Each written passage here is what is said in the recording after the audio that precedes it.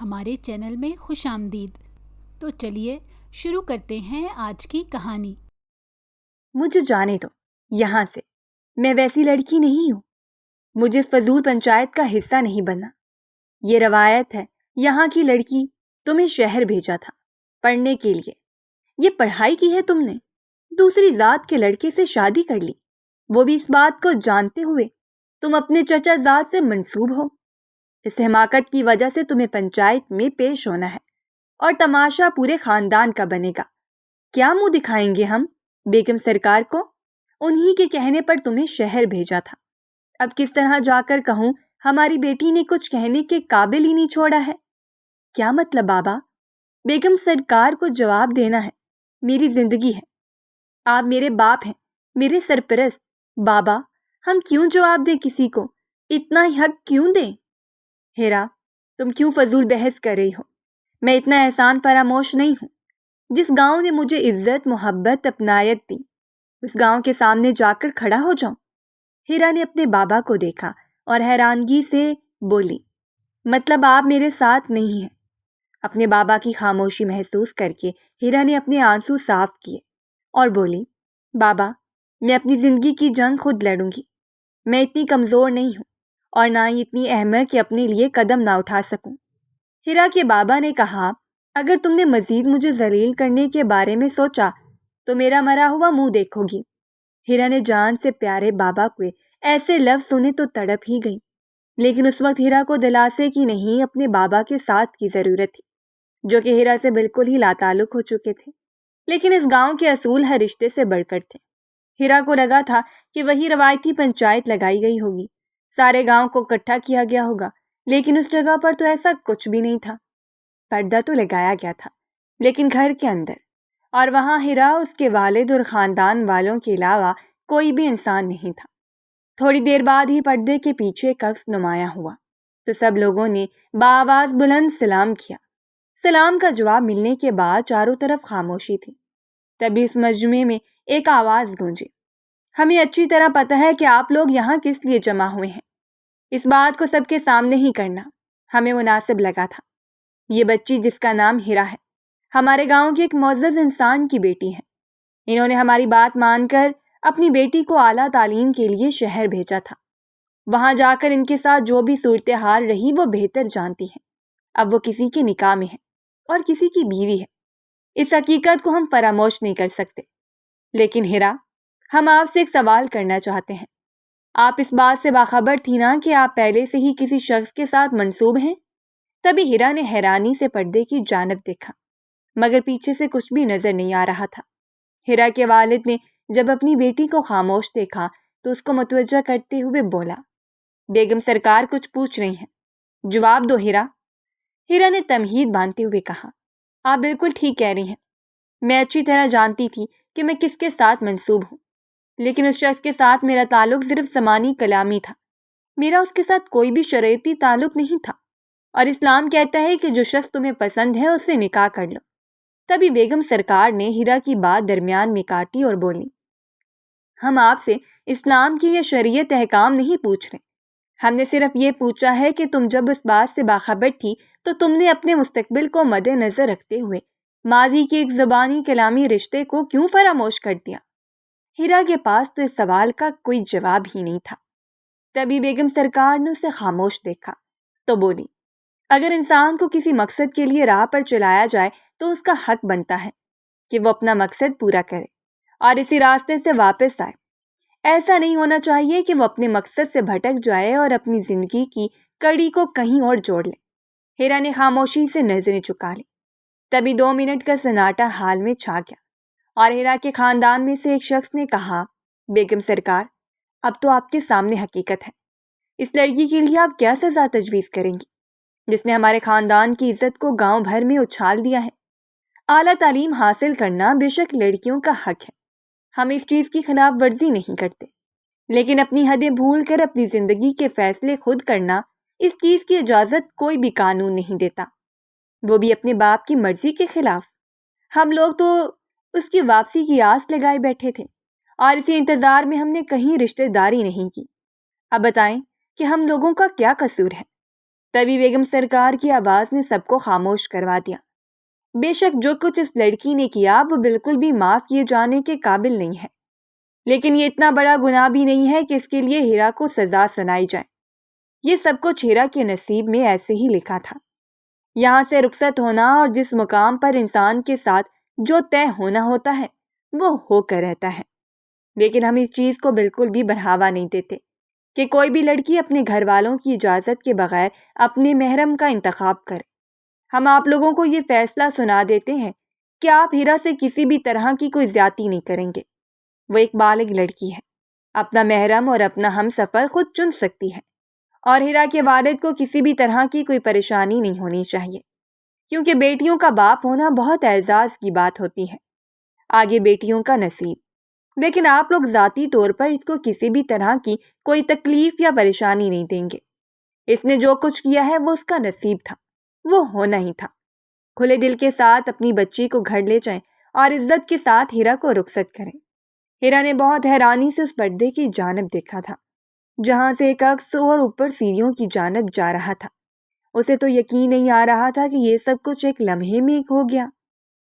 ہیرا کے والد نے خوش دلی سے اپنی بچی کے سر پر ہاتھ رکھا اور اسے لیے حویلی سے باہر نکل پڑے۔ ہیرا نے خاموشی سے اپنے والد کی جانب دیکھا تو ان کے چہرے پر عجیب سے اطمینان دیکھ کر اسے بہت حیرت ہوئی تھی۔ ہیرا نے اپنے والد کو پکارا، بابا۔ تبھی اس کے والد نے مسکرا کر ہیرا کی جانب دیکھا اور بولے، میں جانتا ہوں تمہارے ذہن میں یہی خیال آ رہا ہوگا کہ جاتے ہوئے تو بابا بہت زیادہ پریشان تھے اور تمہارے بھی من میں بہت وسوسے تھے کہ نہ جانے پنچایت کیا فیصلہ سنائے گی، لوگ کیا کیا تہمتیں لگائیں گے اور تمہارا آنے والا مستقبل کیا ہوگا۔ لیکن میں اچھی طرح جانتا تھا کہ فیصلہ یہی ہونے والا ہے۔ ہیرا نے دوبارہ اپنے والد کی جانب دیکھا اور بولی، کیا مطلب ہے؟ مجھے سمجھ نہیں آ رہا یہ سب کیا ہے۔ مجھے تو لگا تھا کہ پنچایت ویسی ہوتی ہے جیسے کہ اکثر فلموں ڈراموں میں ہم نے دیکھا اور سنا ہے، وہاں لوگوں کو ایک دوسرے کے عیب گنوائے جاتے ہیں اور بے عزت کیا جاتا ہے۔ ہیرا کے والد نے اپنی بیٹی کی بات سنی اور اس کی جانب دیکھتے ہوئے بولے، یہی تو مسئلہ ہے کہ تم آج کل کے بچے جو کچھ دیکھتے ہو سیکھتے ہو فلم اور ڈراموں سے ہی سیکھتے ہو، حقیقت سے تم لوگوں کا کوئی لینا دینا نہیں ہے۔ یہ فلمیں ڈرامے یہ سب کچھ بیکار چیزیں ہیں بیٹا، اصل زندگی بہت زیادہ مختلف ہے۔ خیر تم یہ سب کچھ چھوڑو، اس لڑکے کے والدین سے کہو کہ رخصتی کی بات کریں۔ ہیرا خاموش ہو گئی، لیکن اس کے دل و دماغ میں ایک جنگ چھڑ چکی تھی۔ بہت سے سوال اس کے ذہن میں آ رہے تھے جب سے اس نے ہوش سنبھالا تھا۔ ہمیشہ بیگم سرکار کو اس پردے کے پیچھے دیکھا ہے، کبھی اس کو تجسس ہی نہیں ہوا کہ جان سکے وہ پردے کے پیچھے کیوں رہتی ہیں۔ لوگ ان سے بہت زیادہ دلی وابستگی رکھتے ہیں۔ گاؤں کے ہر مسئلے کا حل ہوتا ہے بیگم سرکار کے پاس۔ ایک حویلی کی نہیں، پورے گاؤں کی سردارنی ہے۔ ان کے فیصلے ہی ایسے ہوتے ہیں کہ دونوں فریقین کو اپنے دل و دماغ مطمئن محسوس ہوتا ہے۔ کبھی بھی وہ کسی کے ساتھ زیادتی نہیں ہونے دیتی۔ ہیرا نے یہ بات اکثر سنی تھی، لیکن آج اپنے ساتھ کیے جانے والے فیصلے پر وہ بہت ہی زیادہ مطمئن تھی۔ اسے لگتا تھا کہ گاؤں کے لوگ جاہل گوار ہیں، وہ کچھ جانتے ہی نہیں، لیکن قصور ہیرا کا نہیں تھا۔ وہ جس طرح کے ماحول سے نکل کر باہر شہر کے ماحول میں گئی تھی، اسے یہ فرق لگنا فطری عمل تھا، کیونکہ شہر کی زندگی اور گاؤں کی زندگی میں بہت فرق ہوتا ہے۔ انہی سوچوں سے لڑتے لڑتے ہیرا اپنے گھر میں آ گئی تھی۔ ہیرا کی والدہ نے جب اپنی بیٹی اور شوہر کو آتے دیکھا تو ان سے سوال کرنے لگی کہ پنچایت میں کیا ہوا، تو ہیرا نے اپنے والد کی جانب دیکھا اور بولی، اماں آپ کو پتہ ہے بابا کو پہلے ہی پتا تھا کہ پنچایت میں کیا فیصلہ ہوگا، پھر بھی یہ اتنے پریشان تھے۔ ہیرا کی والدہ نے اپنی بیٹی کے سر پر ہاتھ رکھا اور بولی، انہیں یہ تو پتا تھا کہ کیا فیصلہ ہوگا، لیکن وہ یہ نہیں جانتے تھے کہ لوگوں کا رد عمل کیسا ہوگا۔ ہیرا میں اپنی والدہ کے ہاتھ سے پانی کا گلاس لیتے ہوئے کہا، مجھے تو سمجھ نہیں آ رہا کہ جب آپ لوگوں کو پتا تھا پنچایت کا فیصلہ کیا ہوگا، یہ پنچایت لگانے کا مقصد ہی کیا تھا؟ دو لوگ جا کر بات کراتے۔ ہیرا کے والد نے گلاس واپس اپنی بیوی کو تھمایا اور بولے، تو تمہیں کیا لگتا ہے کہ ابھی وہ پنچایت تھی؟ وہ گھر کی طرح ہی بات ہوئی تھی۔ گھر میں بھی ایسے دونوں فریقین کو بٹھا کر بات کی جاتی ہے۔ اگر پنچایت لگانی ہوتی نا تو گاؤں کے چوراہے پر لگائی جاتی اور ایک نہیں 5 گاؤں سے لوگ بلائے جاتے اور ان کے سامنے فیصلہ ہوتا۔ اسے پنچایت نہیں بولتے۔ بیگم سرکار کا کہنا ہے کہ یہ گاؤں ان کے گھر کی طرح ہے اور ہر گاؤں کے گھر کی بات وہ اپنے گھر تک ہی میں محدود رکھنا چاہتی ہیں۔ اور جہاں تک بات ہے تمہارے معاملے کی تو مجھے ابھی بھی شرمندگی ہو رہی ہے کہ بیگم سرکار نے تم پر مجھ پر اتنا اعتبار کیا اور انہیں ہماری وجہ سے یہ فیصلہ اپنے گھر پر کروانا پڑا۔ کاش تم یہ قدم اٹھانے سے پہلے ایک مرتبہ میرے بارے میں سوچ لیتی۔ ہیرا نے شرمندگی سے نظریں جھکا لی تھیں۔ اس کے بابا اٹھ کر اندر چلے گئے تھے۔ یہ سب کچھ ہیرا کے وجود پر ایک بہت گہری چھاپ چھوڑ گیا تھا۔ اس کا اچانک نکاح کرنا، ماں باپ کا رد عمل اور پنچایت کے بعد بیگم سرکار کا ایک الگ ہی روپ سامنے آنا، جو کہ ہیرا کے لیے بہت نیا تھا۔ اسے تجسس ہو رہا تھا۔ رات کو صحن میں چارپائی پر لیٹے ہوئے بھی ہیرا آسمان کو تھکتے ہوئے سوچ رہی تھی کہ آخر بیگم سرکار اس جیسی تو ایک عورت ہے، وہ کتنی خود اعتماد عورت ہے۔ ہیرا بھی تو ایسی بننا چاہتی تھی، تبھی تو اعلیٰ تعلیم حاصل کرنے کے لیے گئی تھی، لیکن اس نے کیا کیا؟ نکاح کیا اور یہاں آ کر اپنے والدین کو ایک اور مصیبت میں ڈال دیا۔ اگر پنچایت ویسی ہوتی جیسے ہیرا نے سوچا تو آگے کا سوچ کر ہیرا کی روح تک کام گئی ہوتی۔ اس کے والدین کو کس قدر ذلت اٹھانی پڑ سکتی تھی، اتنے لوگوں کا وہ کس طرح سامنا کرتی۔ ہیرا کو سمجھ آ رہا تھا کہ اس نے کتنا بڑا قدم اتنی آسانی سے اٹھا لیا، لیکن اب کیا ہو سکتا تھا؟ بیگم سرکار کا اس کی ذات پر ایک احسان تھا۔ ہیرا نے سوچ لیا تھا کہ وہ اگلی صبح اٹھ کر ایک مرتبہ بیگم سرکار سے ملنے کے لیے حویلی ضرور جائے گی۔ نہ جانے انہی وسوسے سے لڑتے لڑتے ہیرا کو کب نیند آ گئی۔ اگلی صبح ہیرا اٹھی تو اپنے والد کے پاس جا کر بیٹھی اور ان کا ہاتھ تھام کر روتے ہوئے بولی، بابا مجھے معاف کر دیں، مجھ سے بہت بڑی غلطی ہو گئی ہے، لیکن میں نے اپنے آپ کو ہر طرح کی گندگی سے بچانے کے لیے یہ قدم اٹھایا تھا۔ ہو سکے تو مجھے سمجھنے کی کوشش کریں۔ ہیرا کے والد نے اپنی بیٹی کے سر پر ہاتھ رکھا اور بولے، مجھے تم سے کوئی شکایت نہیں ہے، مجھے فخر ہے کہ میری بیٹی نے تمہیں کیچڑ میں دھنسنے نہیں دیا۔ ہیرا نے اپنے والد کی بات سنی تو نم آنکھوں سے مسکراتے ہوئے بولی، مجھے آپ سے ایک بات کرنی ہے۔ تبھی اس کے والد نے کہا، ہاں بتاؤ کیا بات؟ ہیرا نے کہا، مجھے بیگم سرکار سے ملنا ہے۔ ہیرا کی اچانک یہ فرمائش سن کر انہوں نے حیرت سے اپنی بیٹی کی جانب دیکھا اور بولے، کل ہی تو ان سے مل کر آئے ہیں۔ ہیرا نے کہا، نہیں بابا، میں ان سے ذاتی طور پر ملنا چاہتی ہوں اور ان کا شکریہ ادا کرنا چاہتی ہوں۔ انہوں نے مجھے زندگی کا بہت بڑا سبق دیا ہے، آپ ایک مرتبہ مجھے ان سے ملوا دیں۔ تب ہیرا کے والد نے اپنی بیٹی کے سر پر ہاتھ رکھا اور بولے، ضرور، میں تمہاری ماں سے کہتا ہوں، وہ تمہیں بڑی حویلی لے جائیں گی۔ ہیرا کے تو مانو پاؤں ہی زمین پر نہیں ٹک رہے تھے، وہ تو چہچہاتی ہوئی پورے گھر میں پھر رہی تھی۔ بیگم سرکار سے ملنے کا سوچ کر ہیرا کے اندر ایک عجیب سی بے چینی آ گئی تھی۔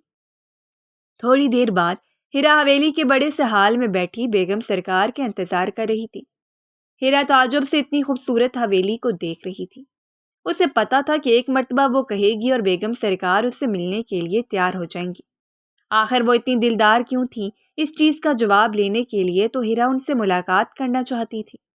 ہیرا اپنی سوچ کے بھنور میں تھی، تبھی اسے اپنے عقب سے کسی کے قدموں کی چھاپ سنائی دی۔ ہیرا نے اپنی چادر اچھی طرح سر پر لی۔ بیگم سرکار نے ہال میں قدم رکھا۔ ہیرا نے جیسے ان کی جانب دیکھا تو دیکھتی رہ گئی۔ گلابی رنگ کے دوپٹے کے حالے میں وہ خود بھی گلاب لگ رہی تھی۔ اس قدر خوبصورتی اور آنکھوں کی چمک ہیرا کو ایک لمحے میں بیگم سرکار کا دیوانہ کر گئی تھی۔ بیگم سرکار نے خاموشی سے ہیرا کی جانب دیکھا تو ہیرا نے آگے بڑھ کر سلام کیا۔ انہوں نے بھی شفقت سے ہیرا کے کندھے پر ہاتھ رکھا، اسے صوفے پر بیٹھنے کا اشارہ کیا۔ ہیرا ان کا اشارہ سمجھتے ہوئے صوفے پر بیٹھ گئی۔ بیگم سرکار بھی اپنی شاہی کرسی پر بیٹھ گئی۔ ان کے بیٹھتے ایک ملازمہ ان کے پیچھے آ کر کھڑی ہو گئی۔ بیگم سرکار نے اپنے لہجے میں دنیا بھر کی شفقت اور محبت شامل کر کے ہیرا سے کہا، مجھے آج ہماری ملازمہ نے بتایا کہ تم ملنا چاہتی ہو، بتاؤ کیا بات ہے؟ ہیرا نے اتنی محبت اور شفقت پر ان کی جانب دیکھا اور بولی، جی مجھے آپ سے ملنا تھا، آپ کا شکریہ ادا کرنا تھا اور آپ سے معذرت بھی کرنی تھی۔ میں نے آپ کی امید پر اپنے آپ کو ثابت قدم نہیں رکھا، لیکن میرا یقین کریں۔ تبھی بیگم سرکار نے ہاتھ کے اشارے سے اسے خاموش کروایا اور بولی، تم میری بیٹیوں کی جگہ ہو، میں بالکل بھی نہیں چاہوں گی کہ میری بیٹی کبھی کسی سے معافی مانگے اور اس کے سامنے شرمندہ ہو، جبکہ اس نے کوئی ایسا کام بھی نہ کیا ہو۔ تمہیں ایک بات بتاتی ہوں، ہو سکے تو اس بات کو اپنے ذہن میں ہمیشہ کے لیے رقم کر لینا، کبھی بھی زندگی میں اپنے کیے گئے فیصلے پر پچھتانا نہیں ہے۔ وہ فیصلہ کرنے سے پہلے 2 منٹ یا 2 لمحے بیٹھ کر سوچ لینا کہ اس کا انجام کیا ہونے والا ہے۔ میرا یقین کرو، تم زندگی میں کبھی بھی پچھتاؤ گی نہیں۔ اگر تم نے بغیر سوچے سمجھے اور جلد بازی میں کوئی فیصلہ کر لیا تو اس کا انجام صرف اور صرف ذلت، رسوائی اور پچھتاوا ہی ہوگا۔ اسی اصول کو اپنا کر ہم اپنی زندگی میں کامیاب رہے ہیں۔ ہمارا تمہیں بھی یہی مشورہ ہے کہ اپنی آنے والی زندگی کو آگے آسان بنانے کے لیے لوگوں سے معافی مانگنے کا مقصد نہ ہو۔ بس اپنے فیصلے کے بارے میں سوچو، جو تم نے فیصلہ کیا ہے اس کا تمہاری زندگی پر کیا اثر ہوتا ہے۔ یہ دنیا کے لوگ تو ویسے ہی ایک دوسرے کو نیچا دکھانے میں مصروف ہیں، کسی کو کسی کی فکر نہیں ہے، ہر کوئی اپنا مفاد چاہتا ہے، لیکن انسان خود کا اتنا سگا ضرور ہوتا ہے کہ اپنے ساتھ کوئی زیادتی نہ کرے۔ ہیرا نے بہت غور سے بیگم سرکار کی باتیں سنی اور مسکراتے ہوئے بولی، جی، میں اس بات کو ہمیشہ یاد رکھوں گی۔ بیگم سرکار نے بھی شفقت سے اس کے سر پر ہاتھ رکھا اور ہال سے نکلتی چلی گئی۔ ہیرا نے ان کی پشت کو دیکھا تھا، لیکن چاہ کر بھی کوئی سوال نہیں کر سکی تھی۔ اتنی سی ملاقات کے بعد اسے ایک بات تو سمجھ آ گئی تھی کہ بیگم سرکار نے اپنی زندگی میں بہت سا وقت ایسے گزارا ہے جس کی وجہ سے آج وہ اتنی مضبوط اور ایک کامیاب عورت ہے۔ اس حویلی کی وہ بڑی اور اکلوتی بہو ہیں۔ حویلی کی بڑی مالکن کی اچانک موت کے بعد ان کے بیٹے کو ان کی پھپھو نے پالا تھا۔ عالم صاحب کی بیوی ہونے کی وجہ سے ہی بیگم سرکار کو یہ رتبہ ملا ہوا تھا، لیکن ہیرا یہ نہیں جانتی تھی کہ بیگم سرکار نے اپنی زندگی کا ایک عرصہ کسی جدوجہد اور کس مصیبت کو برداشت کرتے ہوئے گزارا ہے۔ اسی بات کو جاننے کے لیے تو ہیرا یہاں آئی تھی۔ اس وقت بھی وہ خاموشی سے کھڑی تھی۔ جب اپنے پیچھے اس نے ملازموں کو کھڑے دیکھا، ملازمہ نہیں، ہیرا کی آنکھوں میں سوال دیکھا تو بولی، کیا ہو گیا ہے؟ آپ نے بیگم سرکار سے ملاقات کرنی تھی، ہو گئی ہے تو چلیں۔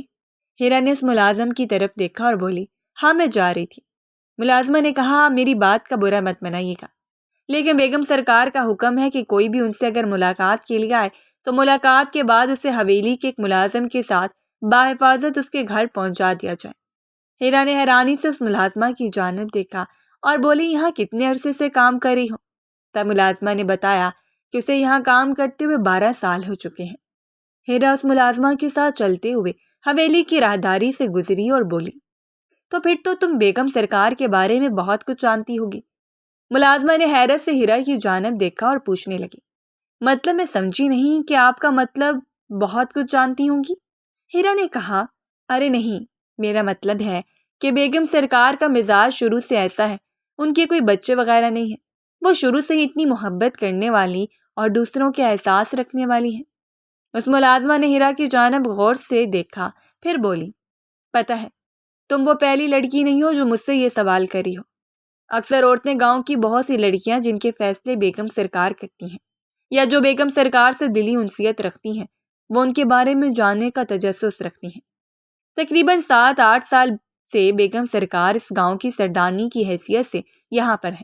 بیگم سرکار یہاں کے ہر انسان کو بہت محبت اور عزت دیتی ہیں۔ ہیرا نے کہا، اس بات سے میں اچھی طرح واقف ہوں، لیکن میں یہ جاننا چاہتی ہوں کہ بیگم سرکار کے بچے نہیں ہیں، یہ اتنی بڑی حویلی، یہاں کون کون رہتا ہے؟ ہیرا کی بات سن کر اس ملازمہ نے کہا، یہاں بہت لوگ رہتے ہیں۔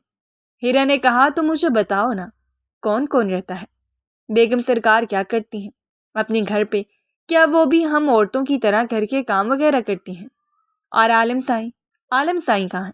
اس ملازمہ نے ہیرا کی گلی میں مڑتے ہوئے کہا، مجھے معاف کرنا، میں تمہارے ان سب سوالوں کے جواب نہیں دے سکتی۔ تمہارا گھر آ گیا، اب تم جا سکتی ہو۔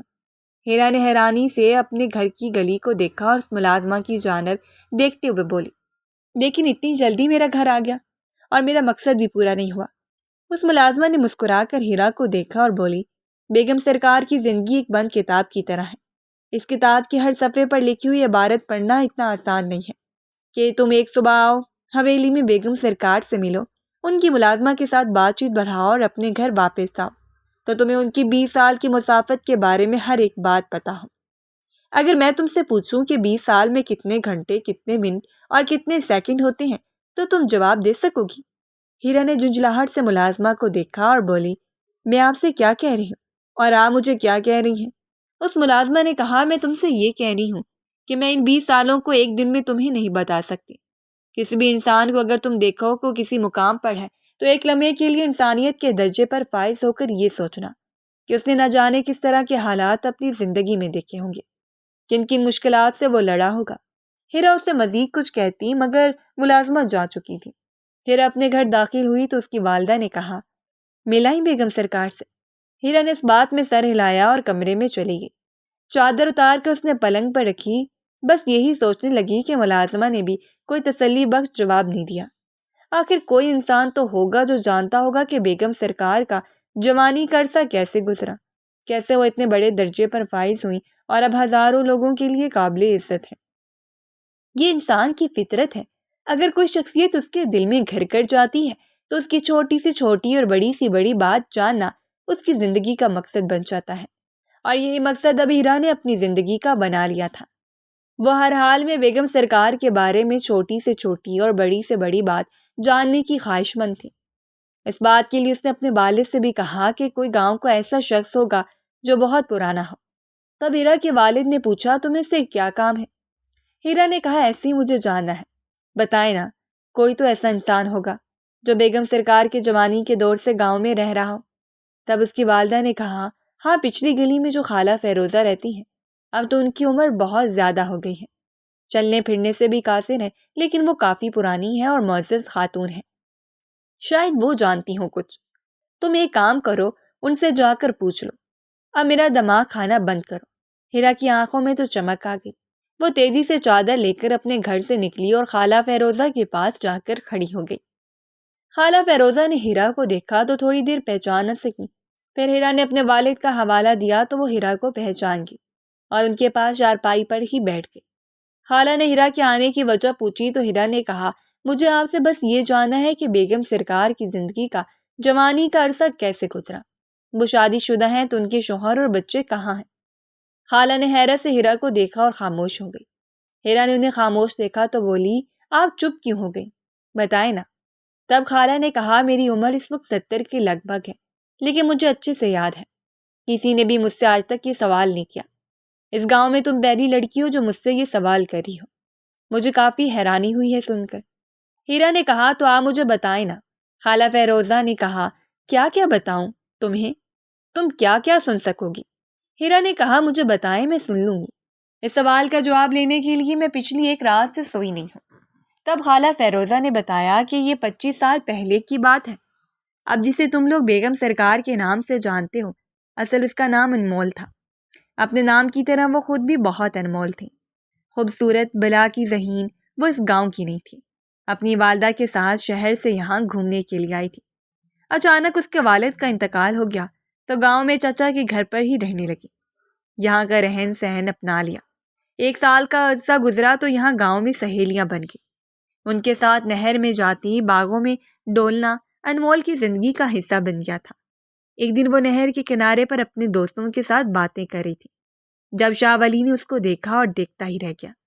شاہ ولی اس گاؤں کے سردار کی بہن کا بیٹا تھا۔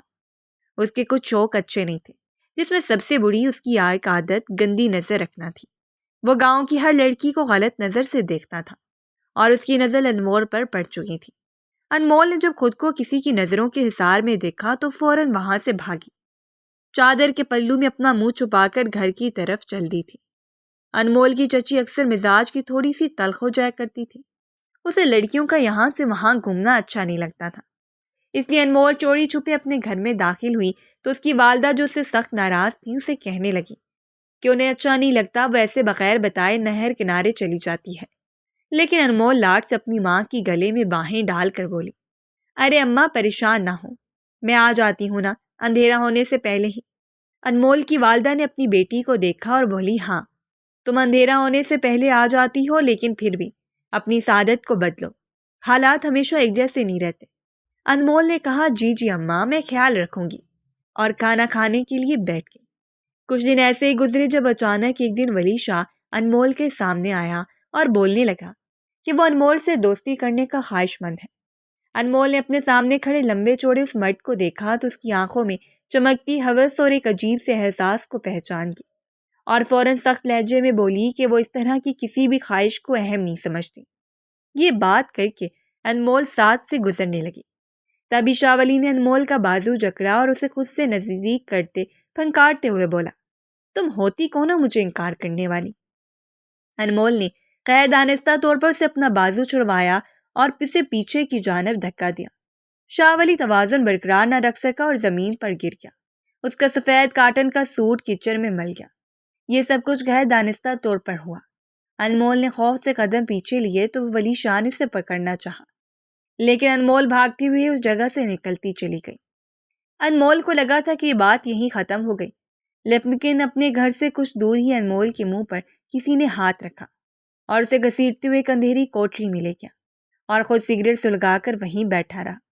انمول نے ایک منٹ میں ولی شاہ کو پہچان لیا اور بولی، یہ تم کیا حرکت کر رہے ہو؟ مجھے یہاں سے جانے دو ورنہ انجام اچھا نہیں ہوگا۔ ولی شاہ کمینگی سے ہنستے ہوئے بولا، انجام کی پرواہ کسے ہے؟ تمہاری عقل اگر آج میں نے نہ توڑی تو لعنت ہے مجھ پر۔ یہ بات کہہ کر ولی شاہ آگے بڑھا ہی تھا، اچانک اس کا موبائل بجا اور موبائل سننے کے لیے ایک طرف ہوا۔ انمول نے چاروں طرف دیکھا تو کوٹری میں بہت زیادہ اندھیرا تھا، کوئی بھی کھڑکی نظر نہیں آ رہی تھی۔ تبھی ولی شاہ واپس انمول کی جانب پلٹا اور بولا، میں آدھے گھنٹے میں واپس آ رہا ہوں، اگر یہاں سے تم نکلی یا چونچا کرنے کی کوشش کی تو یاد رکھنا تمہیں زندہ گاڑ دوں گا۔ یہ بات کہہ کر اس نے انمول کا منہ دوبارہ باندھ دیا اور کوٹھی سے نکلتا چلا گیا۔ انمول نے اپنے ہاتھ پاؤں کھولنے کی بہت کوشش کی لیکن وہ نہ کھل سکے۔ ولی شاہ کو گئے ہوئے بہت وقت گزر گیا۔ جب کوٹھی کا دروازہ کھلا تو انمول خوف سے کانپنے لگی، مگر ایک نوجوان نے آگے بڑھ کر اس کے ہاتھ کھولے اور بغیر کچھ کہے جلدی سے واپس باہر نکل گیا۔ اس سب وقت میں انمول میں اس شخص کو دیکھا تھا جو کہ بہت ہی زیادہ وجیح تھا، لیکن زیادہ دیر نہ ٹھہر سکا۔ انمول جیسے باہر نکلی تو اسے حیرت ہوئی تھی۔ انمول کو لگ رہا تھا کہ یہ وقت مغرب کا ہو رہا ہے، لیکن فجر کی اذانیں گونج رہی تھیں۔ انمول اتنا وقت اس کوٹھی میں بند رہی، اسے یقین نہیں آ رہا تھا۔ انمول جیسے ہی اپنے گھر پہنچی تو ماں سے ملنے کے لیے آگے بڑھی، لیکن اس کی چچی نے انمول کو پیچھے دھکا دیا اور ایک زناٹے دار تھپڑ اس کے منہ پر دے مارا اور بولی، میں کہتی تھی نا مجھے اس لڑکی کے لچن کچھ اچھے نظر نہیں آتے، نہ جانے ساری رات کہاں منہ کالا کر کے آئی ہے۔ جبکہ انمول کی ماں نے کہا، آپ میری بچی پر ایسا الزام نہ لگائیں، ہو سکتا ہے یہ کسی مسئلے میں گر گئی ہو۔ انمول کی چچی نے اس کی والدہ کی جانب دیکھا اور بولی، آپ معصوم ہیں اور آپ کی بیٹی بھی مسئلے ہی ہے جو آپ لوگوں کی طرف آتے ہیں، لیکن میری ایک بات سن لیں، اب یہ بات چھوٹی نہیں ہے۔ جہان لڑکی نہ جانے کہاں تھی رات پر، ساری رات کیسے اس کو ڈھونڈا ہے سارے گاؤں میں ہم لوگوں نے۔ انمول کی والدہ نے کہا، ایک مرتبہ آپ اس سے تو پوچھ لیں، ہو سکتا ہے اس کے ساتھ کوئی حادثہ پیش آ گیا ہو۔ تبھی وہ انمول کی جانب بڑھی تو انمول نے روتے ہوئے ساری کی ساری بات بتا گئی۔ بات سن کر انمول کے چچا نے اپنی بھتیجی کا ہاتھ پکڑا اور حویلی کی جانب چل دیے۔ حویلی میں پہلے سے ایک پنچایت لگی ہوئی تھی۔ جب سردار صاحب نے ان لوگوں کو وہاں آتے دیکھا تو انمول کے چچا سے پوچھا کہ آخر ماجرا کیا ہے، کیوں اس بچی کو کھینچتے ہوئے لا رہے ہو؟ تب انمول کے چچا نے بتایا کہ سردار آپ کے بھانجے نے اس کے ساتھ زیادتی کرنے کی کوشش کی ہے اور ساری رات اسے کوٹھی میں قید رکھا ہے۔ انمول کے چچا کی بات سن کر سردار نے اپنے بھانجے کو بلایا۔ انمول نے جیسے ہی ولی شاہ کو دیکھا تو ڈرتے ہوئے اپنے چچا کے پیچھے چھپ گئی تھی، جبکہ شاہ ولی نے بڑی پنچایت میں سب کے سامنے کہا کہ یہ لڑکی خود مجھے ورگلاتی تھی، اس کا کام ہی ہے، میں نے اس کے ساتھ کچھ غلط نہیں کیا، بلکہ میں تو اسے معافلہ دیتا تھا۔ ابھی وہ اپنی بات پوری کرتا ہے اس سے پہلے انمول نے آگے بڑھ کر اس کے منہ پر تھپڑ مارا اور بولی، یہ جھوٹ بول رہا ہے، میں نے آج سے پہلے کبھی دیکھا بھی نہیں تھا، یہ نہر کنارے آ کر میرے ساتھ تعلقات بڑھانے کی کوشش کرتا تھا۔ اس کی بات سن کر ولی شاہ نے نیا پینترا آزمایا اور بولا، دیکھا، اسے جب معلوم تھا کہ میں نہر کے کنارے جا کر اس کو دیکھتا ہوں تو اس نے وہاں جانا بند کیوں نہیں کیا؟ انمول نے بہت حیرت سے اپنے چچا کو دیکھا تھا جو کہ خاموش بت بنے کھڑے تھے۔ پھر سردار کی آواز وہاں گونجی اور انہوں نے کہا، لڑکی تمہارے پاس کوئی ثبوت ہے؟ لیکن انمول کے پاس کوئی ثبوت نہیں تھا۔ تب انمول کے چچا نے کہا، سردار آپ کوئی فیصلہ کریں، ہماری بہت زیادہ بدنامی ہو چکی ہے۔ سردار نے کہا، اگر ہمارے فیصلے کو جاننا چاہتے ہو تو ہماری خواہش ہے کہ ابھی اور اسی وقت تمہاری بھتیجی کا نکاح ہمارے بھانجے سے کر دیا جائے۔ تاکہ جس وجہ سے یہ بدنامی ہوئی ہے لوگوں کو اس پر بولنے کا موقع نہ ملے۔ انمول نے جب یہ فیصلہ سنا تو بولی، میں ہرگز اس وحشی انسان سے شادی نہیں کروں گی جسے عورت کی عزت کا پتہ نہیں ہے۔ تبھی ولی شاہ نے دنیا بھر کی کمینگی پر پردہ ڈالتے ہوئے کہا، لیکن سردار میں آپ کے فیصلے کی قدر کرتا ہوں۔ تبھی ہجوم کو چیرتا ہوا ایک نوجوان اس پنچایت میں رونما ہوا۔ انمول نے نم آنکھوں سے اس کی جانب دیکھا تو وہ شخص بولا، سردار میں اس چیز کا گواہ ہوں کہ جو کچھ یہ لڑکی کہہ رہی ہے سب 100% سچ ہے۔ شاہ ولی نے اسے قید کر کے اپنے گھر کی پچھلی کوٹری میں رکھا ہوا تھا۔ میں نے اسے وہاں سے آزاد کروایا ہے۔ اب آپ بتائیں کہ آپ کا فیصلہ یہی ہوگا کہ جو شخص عورت کی عزت نہیں کرتا اس عورت کو اس شخص کی دسترس میں دے دیا جائے؟ سردار نے جب اپنے بیٹے کی بات سنی تو بولے، اچھا ولی، ہم تم سے آخری مرتبہ پوچھ رہے ہیں، کیا یہ سب کچھ سچ ہے؟ تو ولی شاہ نے گڑبڑاتے ہوئے کہا، مجھ سے غلطی ہو گئی ہے، مجھے معاف کر دے، میں بہک گیا تھا۔ انمول نے بہت مشکور نظروں سے اس نوجوان کو دیکھا جو کہ سردار کا بیٹا تھا۔ سردار نے بھری پنچایت میں سے ولی شاہ کو دھکے دے کر گھر سے باہر نکال دیا، لیکن اس پنچایت میں انمول کی چاچی آئی اور روتے ہوئے سرکار سے بولی، سرکار ہماری عزت 2 کڑی کی بھی نہیں رہی، اب ہم کیا کریں؟ میں تو کہتی ہوں اس لڑکی کو زندہ درگور کر دیں۔ تبھی سردار نے اپنے بیٹے کی جانب دیکھا اور بولے، کوئی ضرورت نہیں ہے ایسا کوئی بھی الفاظ اپنی زبان سے ادا کرنے کی۔ ابھی اور اسی وقت اس لڑکی کو ہم اپنے بیٹے عالمگیر شاہ سے طے کرتے ہیں۔ سردار نے خاموشی سے روتی انمول سے کہا، بیٹی تمہیں کوئی اعتراض ہے؟ انمول 2 لمحے خاموش رہی اور پھر نفی میں سر کو جنبش دے کر اپنا فیصلہ بتا گئی۔ گاؤں میں سردار کی عزت مزید بڑھ گئی تھی۔ تھوڑی دیر بعد انمول کا نکاح اس وجی نوجوان کے ساتھ ہو چکا تھا۔ یہ سب کچھ وقت کے 100ویں حصے میں ہوا تھا۔ انمول کو تو سمجھ ہی نہیں آ رہا تھا یہ سب کیا ہوا ہے۔ عالمگیر شاہ سے انمول کا نکاح ہونے کے بعد سب لوگ اس کی قسمت پر رشک کر رہے تھے۔ ایک وقت کے لیے انمول بھی بہت زیادہ خوش تھی کہ اسے اس کی زندگی میں آنے والا شخص ایک اصل مرد ہے جو عورت کی عزت کرنا چاہتا ہے۔ رخصتی بعد میں طے پائی گئی۔ انمول اپنے چاچا کے ساتھ گھر واپس آ گئی۔ ایک دن میں اس کی زندگی بدل گئی تھی۔ انمول کے والدہ نے یہ سوچ کر اس ساری صورتحال کو قبول کر لیا کہ ان کی بیٹی کا نصیب تھا۔ اگلے دن حویلی سے ٹوکرے کے ٹوکرے مٹھائی اور بہت سے میوہ جات آئے تھے۔ سارا گاؤں خوش تھا جبکہ انمول کے گھر والے بھی خوش تھے، لیکن ولی شاہ اپنی پسند اپنے بھائی کی دسترس میں سوچ کر بھر بھر جل رہا تھا۔ اس نے ایک ترکیب بنائی کہ رخصتی سے پہلے وہ انمول کی ذات کو داغدار کر دے گا۔ ٹھیک اسی رات انمول سے ملنے عالمگیر شاہ پہنچا۔ جیسے ہی ولی شاہ عالمگیر شاہ کو دیکھا تو منافقت کا مظاہرہ کرتے ہوئے ملا، لیکن عالمگیر شاہ نے اس کے لہجے سے آتی مکاری کی بو سونگھ لی تھی۔ عالمگیر شاہ ولی شاہ کی کسی سازش کا شکار ہوتا اس سے پہلے کہ ولی شاہ نے اپنے ماموزاد عالمگیر شاہ کی پیٹھ میں چھڑا گھونپ دیا۔ یہ بات کہہ کر خالہ فیروزہ نے ایک آہ بھری تھی، جبکہ ہیرا نے اچانک ان کا خاموش ہونا محسوس کیا تو ان کی جانب دیکھا۔ فیروزہ خالہ رو رہی تھی۔ بیٹی، اس دن کے بعد حویلی میں عالمگیر شاہ ایک زندہ لاش کی طرح پڑا ہے، وہ چلنے سے محروم ہے، اور انمول نے اپنی ساری زندگی اسے ایک احسان کے بدلے گزار دی۔ عالمگیر شاہ نے اس کی عزت بچا کر انمول کو اپنا نام دیا۔ انمول نے ایک منقوہ ہوتے ہوئے اپنے شوہر کے ساتھ ظلم کرنے والے کو سزا دلوائی۔ اس دن کے بعد انمول ایک بیوی کے بعد گاؤں کی سردارنی بن گئی۔ عالمگیر شاہ سے وہ بے پناہ محبت کرتی ہیں، اسی کی خدمت میں اپنا وقت گزار دیتی ہیں۔ شاید یہی ہوتی ہے ظرف والی عورتیں۔ ہیرا تو حیرت کے سمندر میں تھی۔ اس نے کبھی سوچا بھی نہیں تھا کہ ایک بیگم سرکار کی زندگی ایک کہانی ہے۔ انمول تو اپنے آپ کو قربان کر دیا۔ اگر وہ ایسا نہ سوچتی، جوان خوبصورت عورت تھی، کوئی بھی اچھا لڑکا انمول کا ہاتھ تھام سکتا تھا، لیکن انمول نے عالمگیر شاہ کا انتخاب کیا، کیونکہ کوئی بھی انسان محبت تو دے سکتا ہے مگر عزت دینا ہر ایک کے بس کی بات نہیں ہے۔ اس دن سے ہیرا کے دل میں بیگم سرکار کی عزت اور بھی بڑھ گئی تھی۔ ہیرا نے اپنی تعلیم مکمل ہونے کے بعد گاؤں میں ہی سکول بنایا اور وہاں کی بچیوں کو تعلیم دینے لگی۔ اس وقت وہ بیگم سرکار کے ساتھ گاؤں کی بچیوں کے لیے کورس لینے آئی تھی۔ واپسی پر بیگم سرکار خاموش تھی تو ہیرا نے کہا، اگر آپ سے کوئی بات کہوں آپ برا تو نہیں مانیں گی؟ بیگم سرکار نے مسکرا کر ہیرا کو دیکھا اور بولی، نہیں۔ ہیرا، بولو کیا بات ہے؟ ہیرا نے کہا، آپ نے اپنی زندگی جس طرح گزاری میرے لیے تو وہ ایک مثال ہے، لیکن ایک عورت ہونے کے ناطے میں سمجھ سکتی ہوں بہت سی خواہشات ہوتی ہیں۔ بیگم سرکار نے ہیرا کو دیکھا تو وہ خاموش ہو گئی۔ 2 لمحے بعد وہ بولی، ہر خواہش، ہر ضرورت دل سے ہوتی ہے۔ ہیرا، ایسا نہیں ہے کہ میرا دل مر گیا۔ میرے دل میں عالم میرے شوہر کے لیے اتنی محبت ہے کہ کسی اور خواہش یا حسرت کی کوئی جگہ نہیں ہے۔ گھومنا پھرنا، ساتھ ہنسنا، وقت گزارنا، یہ سب کچھ ہے میری زندگی میں۔ حویلی کے سے ایک کمرے میں میری مکمل دنیا ہے۔ ہیرا، عالم ہی میرا نصیب ہے۔ اس دن ولی شاہ کے وار کا شکار عالم ہو گئے تھے، ورنہ وہ آیا مجھے نقصان پہنچانے تھا۔ اگر یہ سب کچھ میرے ساتھ ہو جاتا، میں اچھے سے جانتی ہوں جو انسان بغیر رشتے کے میرا ہاتھ تھام سکتا ہے وہ مجھے کسی بھی کمی کے ساتھ قبول کر لیتے۔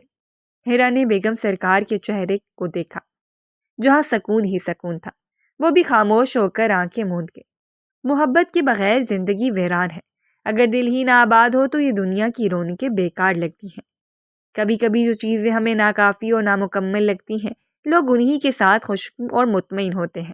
جو لوگ اس بات کو مانتے ہیں کہ یہ ان کا نصیب تھا، اس میں ہی بہتری تھی، وہی لوگ آج سکون میں ہیں۔ سب کچھ نہیں ملتا۔ زندگی میں شکوہ کرنے سے بہتر صبر اور دل کو یہ سمجھانا ہے کہ جو ہوا ہے یہ طے ہے۔ اس سے آگے اچھا یا برا انسان خود چنتا ہے۔ اگر آپ کو ہماری کہانی پسند آئی ہو تو ہمارے چینل کو لائک کریں اور سبسکرائب کر دیں۔ بیل نوٹیفیکیشن کو بھی آن کر دیں تاکہ ہماری آنے والی ہر مزیدار کہانی آپ کو وقت پر ملتی رہے۔